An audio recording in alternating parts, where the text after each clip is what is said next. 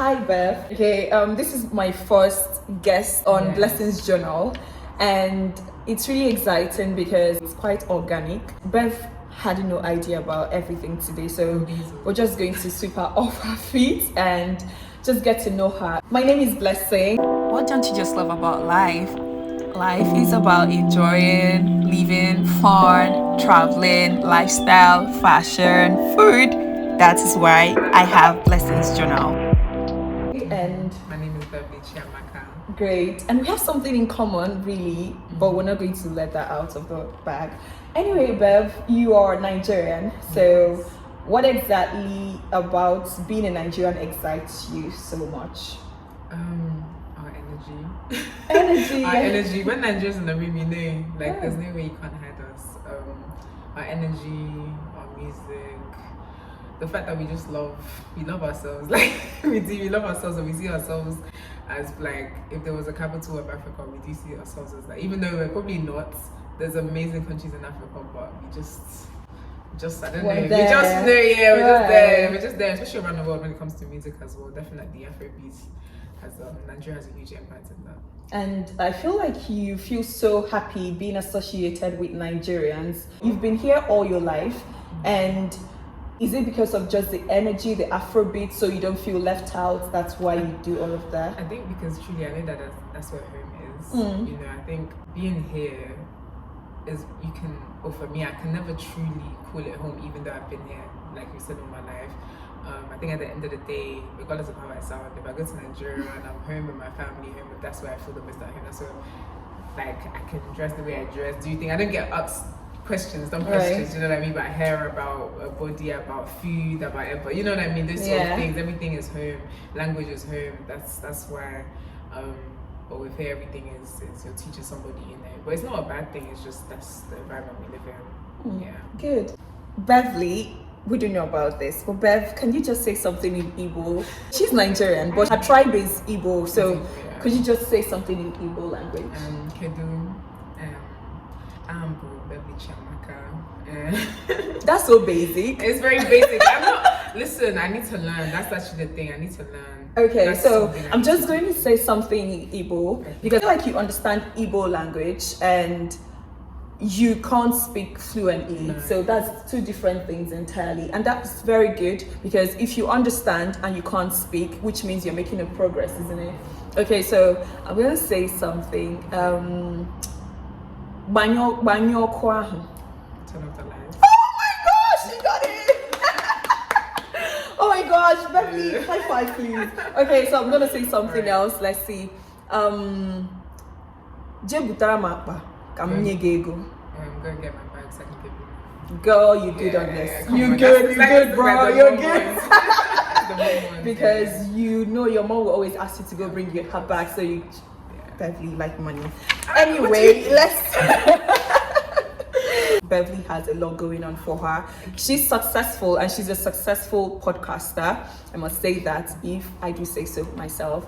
And I also realized that Beverly is a photographer, which means there's a lot. And she recently graduated, so she's also doing a lot. Yeah, so Beverly, what's your motivation so far in life and motivation to be in all of this? Huge motivation is, I think, it's living a life that honors God.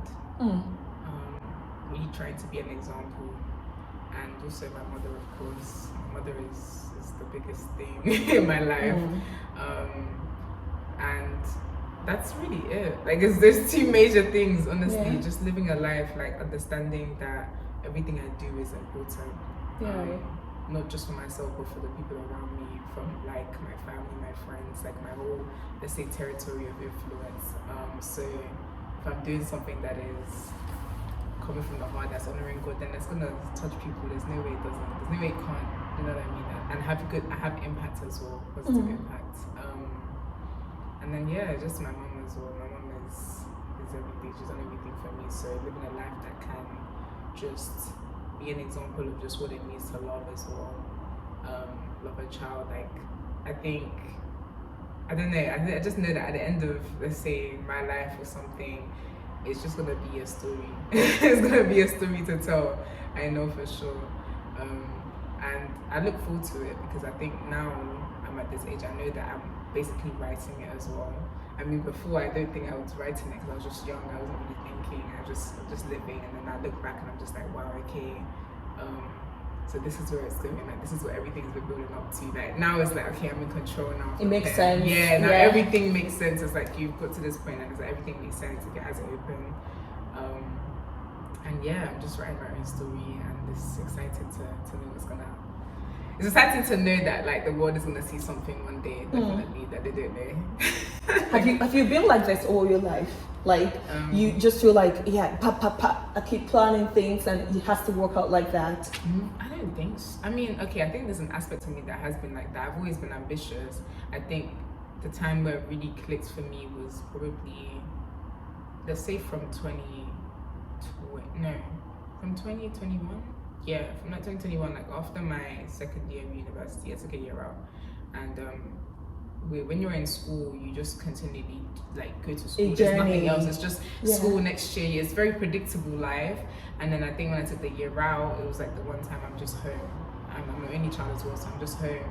And I'm not having time to myself. And then I say, okay, right, like let's reflect on everything. I reflect on my first 2 years of university.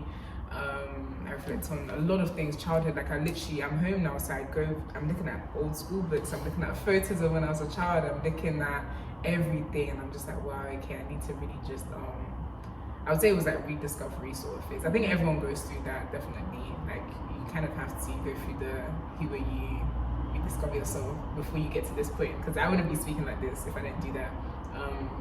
So I think that's what I did, and I set a goal for myself then it was to balance my mind, body, and spirit, like to really understand those three elements, and then to like, you know, do what I can to improve them, right, develop them. With my body, it was pretty easy. I enjoy like fitness. I wanted to get fitter, run, do all these things. With mind, it's like, okay, cool, let me start writing, let me start journaling. Did that, and then with spirit, it was okay, let me start going to church more frequently. Not because I'm euphoric, it's not because of anything, but because like, okay, I'm in church now, I'm taking notes, I want to hear the sermon now, I want to learn something. It's not even like, it's so personal now. It's okay, I want to go because I want to understand what they're telling me, I want to learn. I think at that point it's just like I wanted to just learn everything, I wanted to develop every like point of me. It's like I knew I wasn't living to my full potential, and I have so much, like you said, so it's like I know I need to be able to be focused in all of those things for me to be living my full potential, to have like true power over my soul. Right. Yeah. You said something very striking. You said you're the only child, not just the only daughter, but the only child of your parents. Now, the thing is, most people growing up, because they don't have anyone they have to look up to. You said your mom, fine, you look up to your mom, and because you know you have God and all.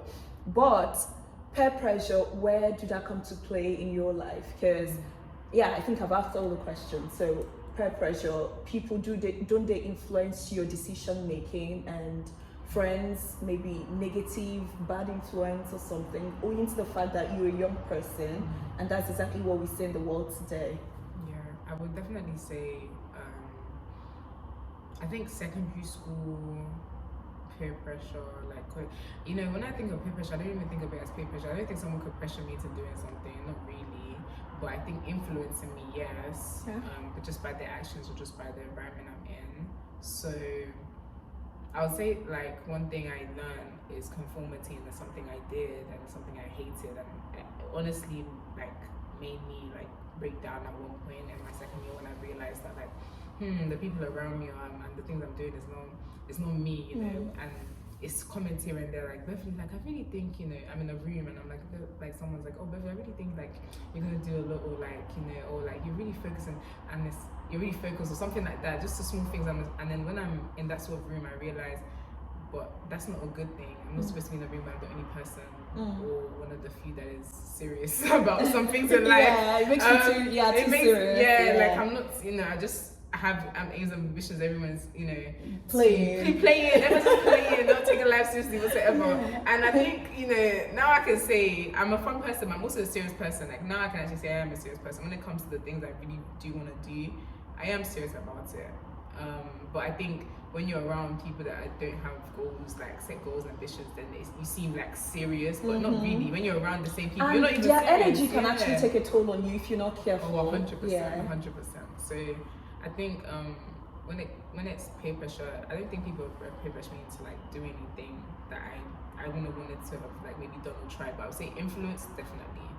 Like there's no way I've not been influenced. I've been influenced just by being in surroundings where people are, like you said, playful. Not in a bad way, but playful. That is, they're also lost themselves. Yeah. They don't know what they want. That's why they're playing. And then, you know, someone like me who has an idea of who I am, but because I'm in that environment, I guess I'm just, you know, I'm just there. I'm having fun too. And then when I sit alone, I'm like, wait, is this it? Like, is this all I want to do? And then I reflect and I see them and I see the outcomes, and like, that's not what I want. And I learn from people's outcomes, and I say, okay, I'm not gonna follow these steps because that's what you got, so I don't want that. I'm gonna try something else. Definitely, I'm always looking at, like, I'm always trying to learn from people's actions, and then I'm just like, I don't like that one, so I'm gonna try this one. Definitely. Aside your mom, do you have like a role model, like in the world we're in today? Everyone has a role model, kind of. Yeah, maybe that's the picture, because I feel like I think for me, I grab from a lot of people, so I couldn't say there's like this particular person. Yeah, I mean, I would say there's people that have influenced me in different ways. You know, my cousins, my godmother. But honestly, I know for a fact that it is my mom, because you know I've been in a single parent home, and my mom is my one parent. So there's no way like growing up with your life and having just your mom as your parent and basically your friend, you know, not having the biggest influence in your life is kind of impossible. And then, you know, like I said, I pull from different people. So, like my friends, because I don't have siblings, my friends and my cousins sometimes extend that, have that sort of love for them, right? Like my sibling almost. So that's why I say that they do influence me, and do play a role. Especially like I would say now, like I have like some people in my life that really do.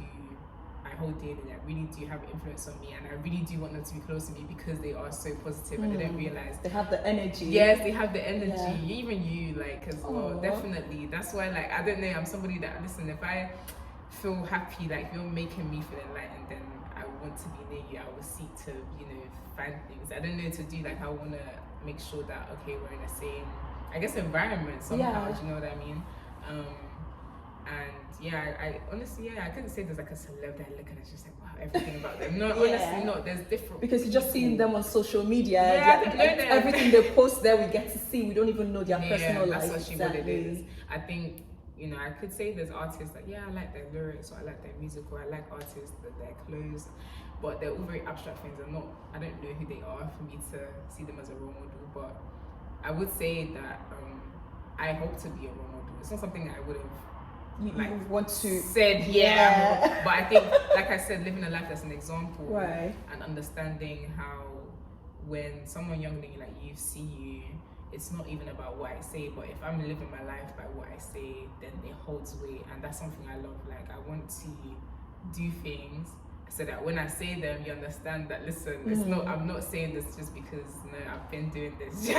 I've been doing this, and my actions show that there's evidence for that. I think that's the world we live in now. People need to see, and that's understandable. So I want to live a life that is that makes impact. That makes impact. Yeah, definitely. So what exactly do you talk? Because I know a lot of people would be interested to know more about your podcast. It's called Black, Blessed and Highly Gifted. Took away the H, is a bit too long. And you know, I think if I start from the beginning, it's a question of who are you, and for me, I was trying to kind of, I guess, give myself a tag, something that was like, okay, this is me and encompasses me. A friend of mine, when I asked him how he is, he says, I'm Black, Blessed and Highly Favored, and I love that. Like, he doesn't say it all the time, but he says it regularly enough that I remembered it, and I was like, that's such a good, like, thing to say when someone says, how are you? Just say, oh, I'm Black, Blessed and Highly Favored, you know?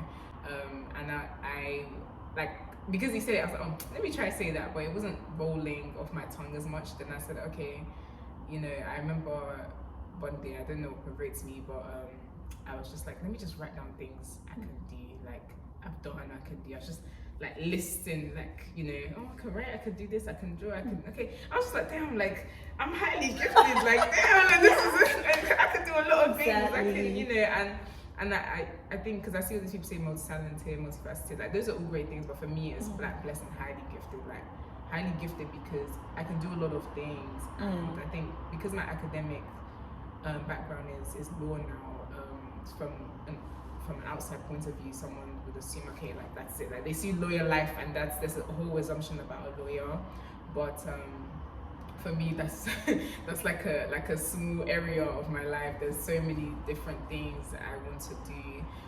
So the podcast, I was featuring on a friend's podcast when I was actually, like, that was the first time I was ever on a podcast when I was at home, and it was fun. Like I think, you know, like I said, I had that year where I was just, you know, rediscovering, working on myself. So when I was now on that podcast and I was talking, I was like, oh, is that me? Like sounding, really giving some good advice out here. Like, wow, quality wisdom.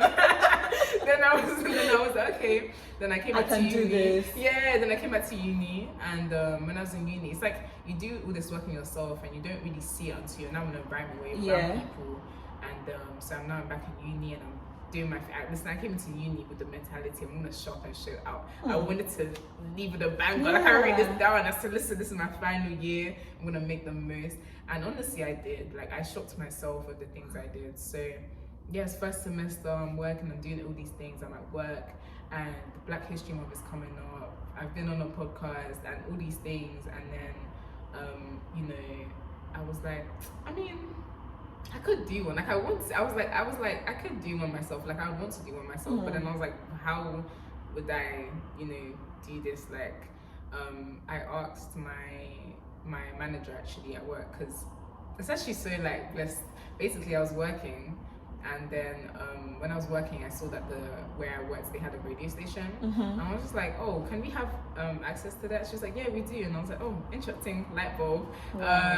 And then, you know, I'm now with my friend, I'm like telling her, I'm like, you know, there's a radio station. And she's like, oh yeah. And she's like, oh, you know, you can do your podcast. And I'm like, yeah, you know, you're about to, it's more like collaboration. Yeah. And then someone said, yeah, you know, you can do it. And I was like, yeah, that's true. And I was like, okay, I'm gonna ask her. And then cool, I you know, I planted the seeds and then I asked her, and then I told her, I'm like, okay, I'm gonna do a podcast, it's Black History Month coming up. You know, it was a time it was like very perfect timing, because it made sense, like, you know, using that as like, it's an opportunity, using it as an opportunity to do something. So she was very honest, she was like, yeah, you know, and then I had my natural hair out as well. It was perfect timing. It was like, oh my god, yeah, like you should do a podcast about Black History Month. Like it was great for the student union, it was great for me. So yeah, did that. She gave me the connection.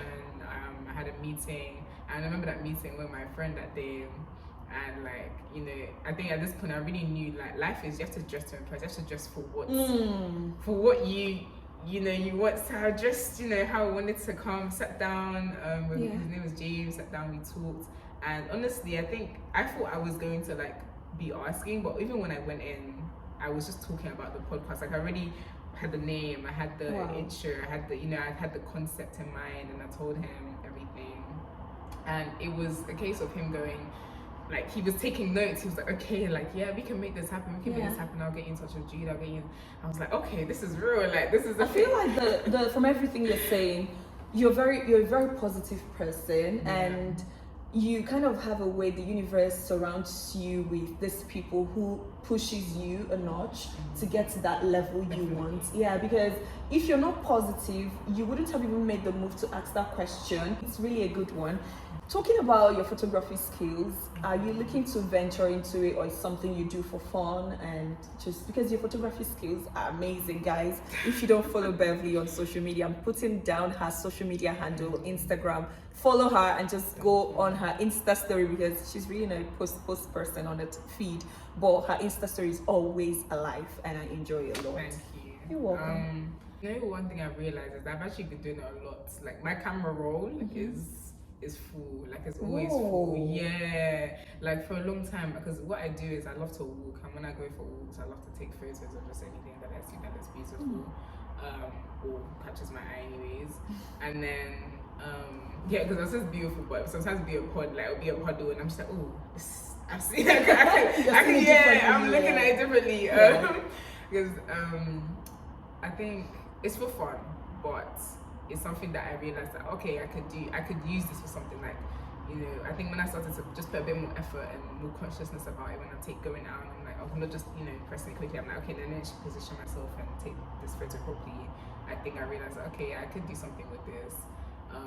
There was a time I was thinking about NFTs. Like, I'm a businesswoman. Exactly. I was going to talk about it. So I was like, I could do NFTs. I could just put them online and make money. Yes. Listen, that's how I think. I really, it's or even on Canva, you know. Yeah, it's there. But I think it's timing with everything. Exactly. I'm just you can't do everywhere. Exactly. And I think one thing I love about it is that they're always there. Like they're actually always there. Exactly. And you can frame them for your room as well. Exactly. Like some of the ones I've been taking most recently are like frameable. They're honestly sellable. I was looking, I was like, this is a wallpaper. Did you hear that? I was like, this is a wallpaper. And I use it on my own phone. I was like, wow, this is really a wallpaper. Like, I'm proud of this. If I could sum up what the podcast is, it's called Black, Blessed and Highly Gifted because that's what I am. And I think there's a lot of me. Like, I don't think I'm the only person that has so many things that they can do. That's impossible. You're multifaceted, do you understand? Okay. So, like, I mean, yes, you're here, you're doing a video. This is made by, you know, yours truly. And she's giving me my flowers. I have to take all of that.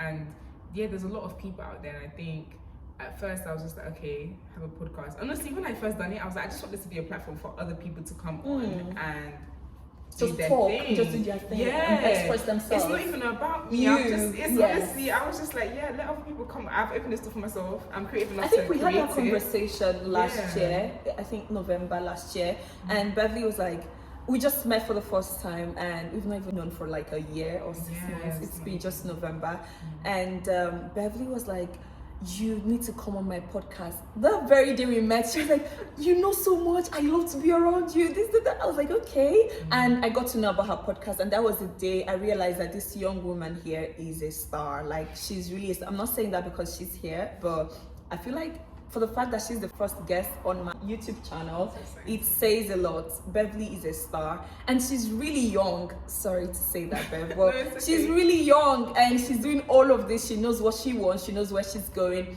It's not like she has it all figured out, like she said, but it's a journey. And Bev, what would you like to say to young people who are working towards their goals or their aspirations or whatever it is? I'll say the word I'm saying to myself right now, which is one step at a time, one day at a time. Because all the time I'm always like, you always have like a little challenge all the time. Every week you have something you need to do. You have I think to-do lists are endless. Anyways, for me, to-do lists are endless. So as I tackle one thing, I'm like, okay, on to the next. And it can really be, if your mind plays on you, it can really be a deterrent. Like, it could be such a negative thing. Like, not everyone should know, but dark thoughts always overcloud the positives most of the time. So I think it's that one step at a time, one day at a time. It just makes you relax a bit more, and makes you remember that, okay, like, that's honestly what life is anyways. You only take one day at a time, one step at a time, because my mind always shoots forward, always thinks about the future all the time. So it is the small steps and the small accomplishments that really, really do make it. And that's my advice for right now, because that's the position I'm in right now. Just taking it one step at a time every day. Since Bev said I'm just like her as well, I would say that don't wait for that big thing to happen.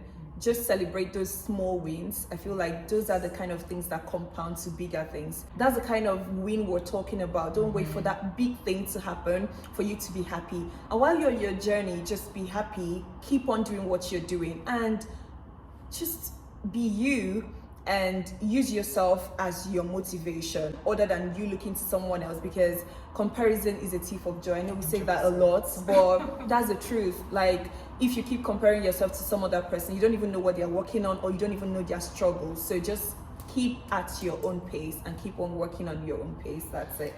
Yes. Bev, aside to like put this whole thing together, what exactly do you do for fun aside taking a walk, listening to music, taking photographs? You said the things I do for fun. I feel like I know those things. So any other things that I do? Yeah. I dance. Am I really? You need to see her body. Now I understand why you have the. Okay. Oh my gosh, you dance. Yeah, I like to dance. Okay. Yeah. I do not dance. I'm very shy, sorry. Anyway, Bev, it was really nice having you on Blessings Journal today, and we really appreciate your time, and thank you so much for coming. Thank you for having me. You're welcome.